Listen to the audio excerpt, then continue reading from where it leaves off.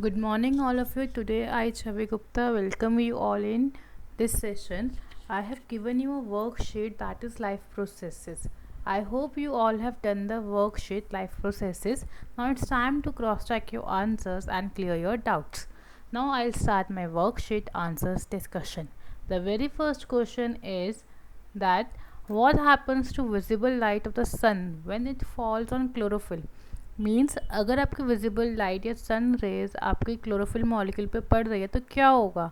Actually में जब भी सनलाइट आपके क्लोरोफिल मॉलिक्यूल पे पड़ती है तो वो इलेक्ट्रॉन्स रिलीज करता है, एंड जो वो इलेक्ट्रॉन रिलीज करता है इन the form of ATP, and वो एटीपी एडीपी से कन्वर्ट हो जाते हैं.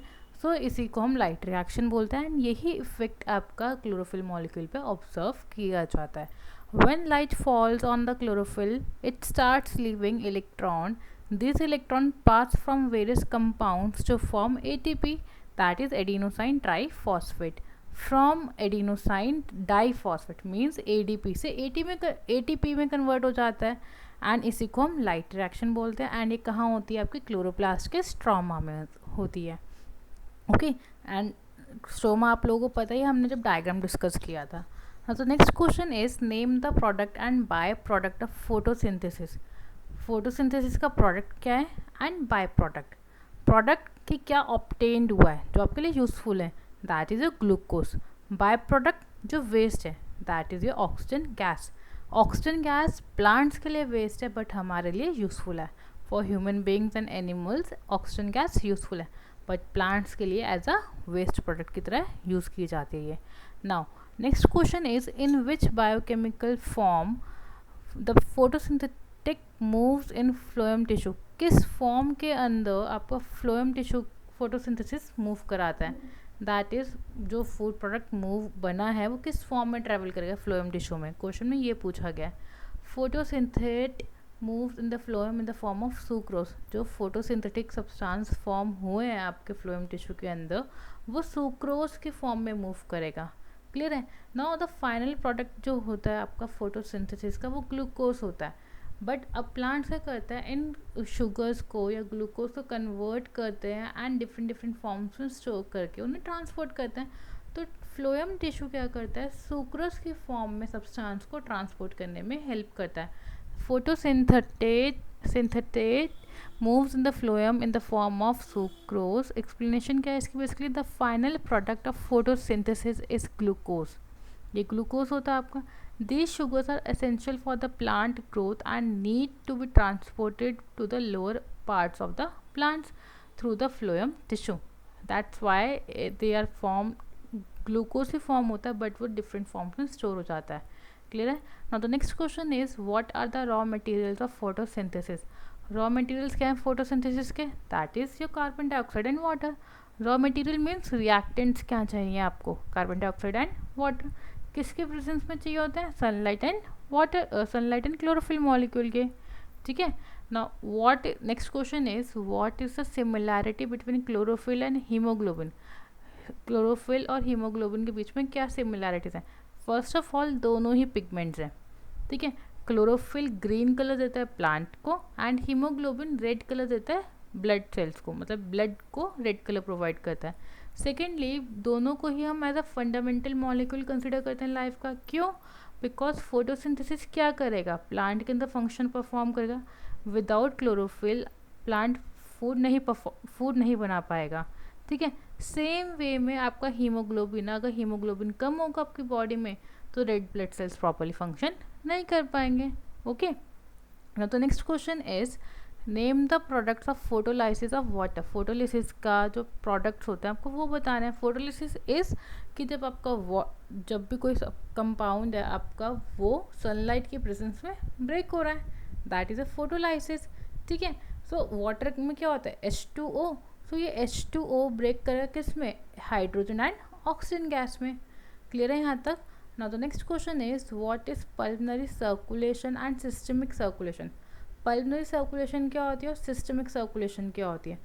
पल्मोनरी बेसिकली दोनों ही पाथवेज आपके कार्डियोवास्कुलर सिस्टम के मीन्स हार्ट के हैं आपके. ठीक है. सो पल्मोनरी सर्कुलेशन में क्या होता है? The circuit through the lungs where the blood is oxygenated. Pulmonary circulation वो सिस्टम है लंग्स का जहाँ पे ब्लड ऑक्सीजन प्रोवाइड कराता है, मीन्स ब्लड के अंदर ऑक्सीजन मिक्स होती है। एंड सिस्टमिक सर्कुलेशन में क्या होता है, जो भी पल्मोनरी सर्कुलेशन से ब्लड आया है वो पूरी बॉडी में ट्रांसपोर्ट किया जाएगा। Clear? So the cardiovascular system is composed of two circulatory path, that is pulmonary circulation and systemic circulation. Pulmonary circulation, the circuit through the lungs where blood is oxygenated. Pulmonary circulation क्या है, वो circuit जहाँ पे blood oxygenate किया जाता है, means oxygen rich बनाया जाता है, वो कहाँ है आपका लंग्स में। And the systemic circulation, the circuit through which the rest of the body to provide oxygenated blood. Clear है? Now this is the diagram of, ये जो आपको डायग्राम दिख रहा है, ये डायग्राम आपका किसका है, पल्मोनरी सर्कुलेशन का है। क्लियर? बाय मिस्टेक यहाँ पे प्रिंट हो गया ये, अदरवाइज वहीं पर था ये। Now see the diagram of the pulmonary circulation, जो डायग्राम ये रहा आपका, इसमें आप डायग्राम देख रहे हैं, लंग्स है, देन पल्मोनरी सर्किट बना हुआ है जहाँ पे ऑक्सीजनेटेड ब्लड आ रहा है, देन ये ऑक्सीजनेटेड ब्लड कहाँ जा रहा है, हार्ट पे जा रहा है, एंड हार्ट के बाद ये सिस्टमिक सर्कुलेशन में जा रहा है। क्लियर है? देन ये पूरी बॉडी यूज़ करती है and then deoxygenated blood आपका वापस हार्ट में आता है एंड हार्ट से वापस लंग्स में जाता है। क्लियर है? This is your pulmonary circuit and systemic circuit. Class please draw this diagram under question number 7. Okay, now the next question is veins and arteries carry blood, which of these carry blood? Now veins और arteries दोनों ही blood carry करती है, but कौन सी चीज़ क्या कहाँ पे blood carry करती है? The first part is away from the heart. आपको बताना कि वो क्या है जो blood को heart से दूर लेके जाता है, that is your arteries. Back to the heart, heart पे वापस कौन लेके आता है, veins. क्लियर है? This is your question. अगर यहाँ पे क्वेश्चन में ये पूछा जाता which of this carry oxygenated blood from heart to from lungs to heart, then your answer will be pulmonary vein, and from heart to lungs deoxygenated blood जाता, that is your pulmonary artery. तो दोनों question में difference है। Now the next question is which of the organ perform the following functions in human? कौन से organ ये functions perform करते हैं ह्यूमन बॉडी के अंदर? The very first part is absorption of food. Absorption of food कौन perform करता है? That is small intestine. हमने जब न्यूट्रिशन इन ह्यूमन बींग्स पढ़ा था, डाइजेशन पढ़ा था, वहाँ पे हमने आपको बताया था कि जो भी कंप्लीट एब्जॉर्प्शन होता है फूड का या न्यूट्रिएंट्स का, वो स्मॉल इंटेस्टाइन करती है, बट एब्जॉर्प्शन ऑफ वाटर कौन करता है? आपका लार्ज इंटेस्टाइन करती है। क्लियर है? Now the next question is what will happen if mucus is not secreted by the gastric gland? अगर म्यूकस सिक्रेट ही नहीं होगा तो क्या होगा? Then if mucus is not secreted by the gastric gland, क्या होगा? म्यूकस नहीं होगा, सारा हाइड्रोक्लोरिक एसिड बाहर आ जाएगा ग्लैंड से एंड वो सारे स्टमक की वॉल को डाइजेस्ट कर जाएगा या खराब कर देगा। If mucus is not secreted by the gastric gland, then the hydrochloric acid secreted by the glands will digest or corrode the walls of stomach. Clear है? Now the next question is what is the significance of emulsification of fats? आपका fat emulsify हो रहा है तो उसका क्या importance है? Basically क्या होगा, आपको पता है कि इतना बड़ा फैट मॉलिक्यूल ईजिली डाइजेस्ट नहीं हो सकता, तो इमल्सिफिकेशन क्या होता है कि आप बड़े बड़े फैट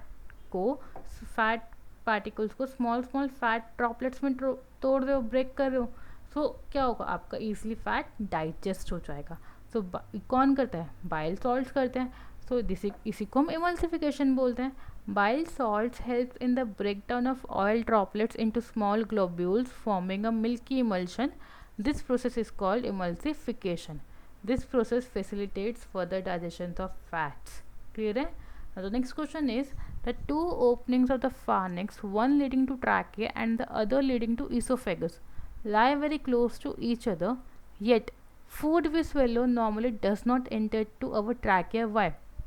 आपने जब डायग्राम देखा था तो उस डायग्राम में क्या था कि फूड पाइप और विंड पाइप, बेसिकली ट्रैकिया और फाइनेक्स दोनों की ओपनिंग कॉमन थी, बट और दोनों ही पास पास थे, बट जब हम खाना खाते हैं तो वो विंड पाइप में क्यों नहीं जाता? ट्रैकिया जो विंड पाइप क्यों नहीं जाता? बिकॉज मैंने आपको बताया था कि उस पर कवरिंग होती है, एंड वो कवरिंग क्या होती है? एपिग्लॉटिस की, जो आपके फूड की एंट्री को रोकता है विंड पाइप में आने से। क्लियर है? The two opening of the pharynx, one leading to trachea and the other leading to esophagus, lie very close to each other. This is because the entrance to the trachea is guarded by a flap called the epiglottis. और यही epiglottis आपकी food की entry को wind pipe में आने से रोकती है. क्लियर है. Now next question is question number 13. Why is the rate if breathing much faster in aquatic organisms than those of terrestrial organism. terrestrial organism के comparison में aquatic animals का breathing rate fast क्यों है? The very frequent answer is कि aquatic animals dissolved oxygen लेती है water से. dissolved oxygen means कि ऐसी ऑक्सीजन जो वाटर के अंदर डिजॉल्व हुई हुई है. क्लास जो ये डायग्राम में क्वेश्चन नंबर 7 के नीचे बनाना है. क्लियर. नाउ अब एक्वेटिक एनिमल्स जो क्या करती हैं, डिजॉल्व ऑक्सीजन लेती है वाटर के. The amount of dissolve oxygen in water is fairly low compare to the amount of oxygen in air. अब ऑक्सीजन डिजॉल्व ऑक्सीजन ले रही है वाटर से. सेकेंडली जो ऑक्सीजन वाटर के अंदर डिजॉल्व है वो बहुत लेस क्वांटिटी में है.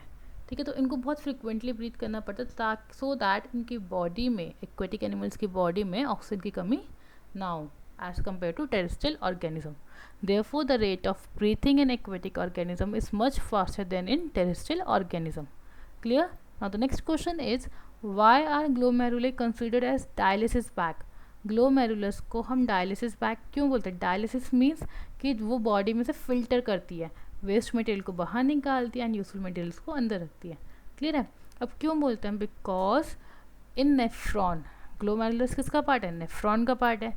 ठीक है. Glomerulus filters the blood bye not absorbing unwanted salt. वो ब्लड को फिल्टर करती है और जो सॉल्ट बॉडी के लिए नेसेसरी नहीं है उसको बाहर निकाल देती है. And urea bag also by dialysis machine filtration of blood is done but artificially. Same आपका डायलिसिस मशीन में होता है कि वहाँ पर ब्लड फिल्टर तो होता है बट वो आर्टिफिशियली होता है. सो इसीलिए हमने ग्लोमेरुलस को एज अ डायलिसिस बैग बोला है. क्लियर है. Now the next question is, write one feature common to each of the following pairs. क्या क्या कॉमन फीचर्स है आपको ये बताना है. ग्लाइकोजन एंड स्टार्च में, starch and glycogen are polymers of glucose. Starch is used for the storage of glucose in plants but glycogen is mainly used for animals to store glucose. Basically glucose की form है glycogen and starch. Sorry, glucose की form है आपके glycogen और starch. ठीक. अब plants के अंदर ग्लूकोज स्टार्च की फॉर्म में स्टोर होता है एंड एनिमल बॉडी के अंदर ग्लूकोज ग्लाइकोजन की फॉर्म में स्टोर होता है. तो ग्लाइकोजन क्या है? फैट मॉलिक्यूल की तरफ बिहेव करता है एंड स्टार्च होना एक्सेसिव रिजर्व है. क्लियर. तो next part is chlorophyll and haemoglobin. अभी आपको बताया कि क्लोरोफिल और हीमोग्लोबिन दोनों ही पिगमेंट है जो कलर देते हैं आपके सब्सटेंस को. Now, both hemoglobin and chlorophyll have a porphyrin structure that binds with a central metal ion. Basically haemoglobin और क्लोरोफिल दोनों ही एक मेटल आयन से कंबाइन करता है. हीमोग्लोबिन के मेटल होता है आयरन एंड क्लोरोफिल का आयन होता है मैग्नीशियम. तो दोनों ही एक मेटल आयन से कंबाइन करते हैं ताकि वो अपनी एक्टिविटी परफॉर्म कर पाए. क्लियर है. Now the next part is gills and lungs. दोनों ही रेस्पिरेशन में हेल्प करते हैं. गिल्स आपका एक्वेटिक एनिमल्स में होता है एंड लंग्स आपका टेरेस्ट्रियल ऑर्गेनिजम्स में होता है. दोनों ही लार्ज सरफेस एरिया प्रोवाइड कराते हैं so that exchange of gases easily हो सके. So gills and lungs are both organs of respiration which are highly vascularized and provide a large surface area for exchange of gases. Clear. Now the next part is arteries and veins. Arteries and veins क्या है आपका?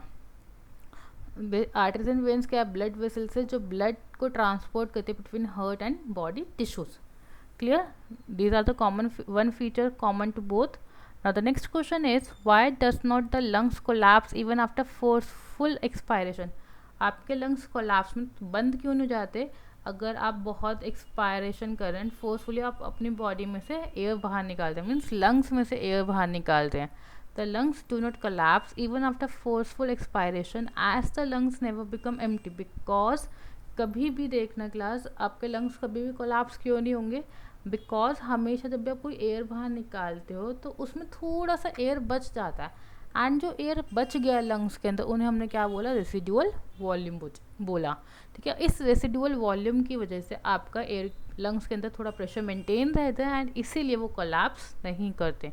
अगर ये residual volume ख़त्म हो जाता है या बिल्कुल ही लो लेवल पे चला जाता है तब आपके लंग्स कोलैप्स करते हैं. The lungs do not collapse even after forceful expiration, as the lungs never become empty. There is always some amount of air left in the lungs, which is known as residual volume. Question number 17. Why is the rate of breathing in aquatic organism much faster than the terrestrial organism? That we have discussed already. By mistake आपका question repeat हो गया है. Now next question is, why is blood circulation in human heart called double circulation? Human body के अंदर जो circulation होती है blood की, उसे डबल सर्कुलेशन क्यों बोलते हैं? Reason being it is called a double circulatory system because blood दो बार जाता है एक ही साइकिल के अंदर. एक टाइम पे दो साइकिल्स इकट्ठे चलती हैं. That's why it is known as double circulation system. It is called a double circulatory system because the blood passes through the heart twice per circuit. एक ही सर्किट में दो बार ब्लड जा रहा है. That's why it is known as double circulation.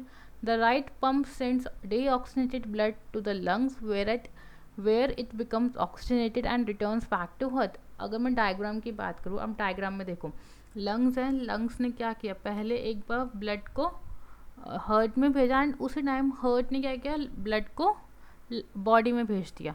सो एक time पे दो cycles इकट्ठे चल रही है ना. That's why it is known as double circulation system. Class, you need to draw the diagram also in double circulation system whenever it is being asked. Now the next question is, and the last question, what is the advantage of having four chambered heart? four chambered heart का क्या फ़ायदा है? First, four chambered hurt में क्या होता है, it ensures complete segregation of oxygenated and deoxygenated blood. क्या होता है कि आपका ऑक्सीजन वाला blood and de oxygen means जिसके अंदर ऑक्सीजन नहीं है, जो ब्लड आपकी बॉडी यूज़ कर चुकी है उसको टोटली सेपरेट करने में हेल्प करता है. ठीक है, अब अगर वो टोटली सेपरेट हो गए तो अल्टीमेटली क्या होगा, आपकी बॉडी एफिशिएंटली वर्क करेगी एंड सप्लाई ऑक्सीजनेटेड ब्लड की प्रॉपर होगी. Clear? This is the main advantage of having a four chambered hurt. Now the last question is, name the correct substrate for the following enzymes. Substrate means कि किस पे वो work करते हैं. Enzymes मैंने आपको दे रखे हैं, आपको बताना कि वो एंजाइम किस पे वर्क करता है. First trypsin, that is protein पे वर्क करता है. अमाइलेज स्टार्च पे एंड पेप्सिन प्रोटीन पे. लाइपेज फैट्स पे वर्क करता है. These are the substrates on which these enzymes work. Clear है? So we have done the worksheet of chapter life processes in life processes. That's all for today. Thank you and have a nice day.